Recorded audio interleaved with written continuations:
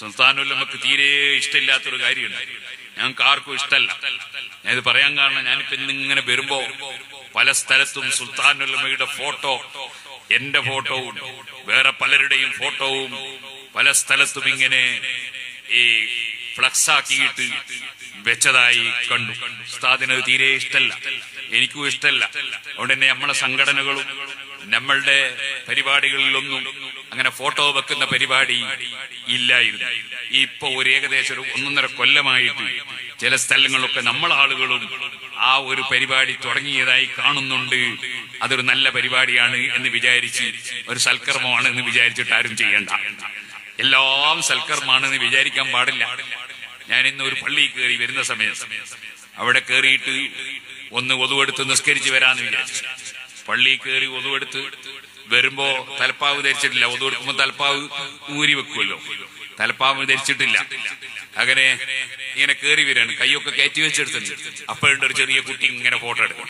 സുബ്ഹാനല്ലാഹ്, എന്തിന് ഈ തലപ്പാവില്ലാത്ത ഫോട്ടോ? ഞാൻ പറഞ്ഞു, മോനെ ഫോട്ടോ എടുക്കണ്ട, അയച്ചാളാണ്, ഡിലീറ്റ് ചെയ്യാൻ പറഞ്ഞു. കാരണം അങ്ങനെ ആൾക്കാർക്ക് എല്ലാം ഫോട്ടോ എടുക്കണമെന്നൊരു ധാരണയാണ്. അങ്ങനെ എല്ലാം ഫോട്ടോ എടുക്കാൻ പോരും, എല്ലാ സ്ഥലത്തും ഫോട്ടോ വേണമെന്നുള്ള ധാരണ ഉണ്ടാകരുത്. സുബ്ഹാനല്ലാഹ്, ഒരാൾ കക്കൂസ് കയറുമ്പോ അന്നേരം ഒരു ഫോട്ടോ എടുക്കുക, അതിന് ഇറങ്ങുമ്പോ പിന്നെ ഒരു ഫോട്ടോ എടുക്കും. അങ്ങനെ കാണുന്ന സ്ഥലത്തൊക്കെ ഫോട്ടോ. അത് പോയി പോയി എവിടെ എത്തി? കഅബ തവാഫ് ചെയ്യുമ്പോ പലർക്കും ഇപ്പോൾ ഖുശൂഇല്ല, ഭക്തിയില്ല. കഅബ തവാഫ് ചെയ്യുമ്പോ ഫോട്ടോ പിടിക്കണം എന്ന ചിന്തയായി അല്ലാഹുവിലേക്ക് ഖൽബ് തിരിയുന്നില്ല. റസൂലുള്ളാഹി സ്വല്ലല്ലാഹു അലൈഹി വസല്ലം ഹദറത്തിൽ ചെന്ന് സലാത്തും സലാമും ചൊല്ലി വളരെ ആദരവോടെ ബഹുമാനത്തോടെ നബി സല്ലല്ലാഹു നിങ്ങളുടെ മുമ്പിൽ പോയി സലാം പറയുമ്പോ അവിടെയും റസൂലുള്ളാഹിനോട് ബഹുമാനമല്ല, ഇത് ഫോട്ടോ എടുത്തിട്ട് നാട്ടിലെത്തിക്കണം എന്ന ചിന്തയായി പോയി. അങ്ങനെ നമ്മൾ അതപ്പതിച്ചു പോകാൻ പാടില്ല. നമുക്ക് ആത്മീയ ചിന്തകൾ വേണം, ആത്മീയ ചിന്തകൾ വേണം. വേറെ പലരും ഇങ്ങനെ ഫോട്ടോ പ്രദർശിപ്പിക്കുന്നുണ്ടല്ലോ, അവര് പ്രദർശിപ്പിച്ചോട്ടെ, നമ്മൾ അതിന് നിൽക്കേണ്ടതില്ല. അതൊരു പുണ്യകർമ്മമാണെന്ന് ധരിക്കാൻ പാടില്ല എന്ന് ഞാൻ ഉണർത്തുകയാണ്. അതേ സമയത്ത് അതൊരു പച്ച ഹറാമാണെന്നോ അല്ലെങ്കിൽ അതുകൊണ്ട് സുന്നത്ത് ഇമാന്റെ പുറത്തു പോകുന്നു എന്നൊന്നും നമ്മൾ പറയാത്തത് അറിവില്ലാത്ത ചിലരങ്ങനെ ചെയ്യുമ്പോ അങ്ങനെ വിധിക്കുന്നില്ല.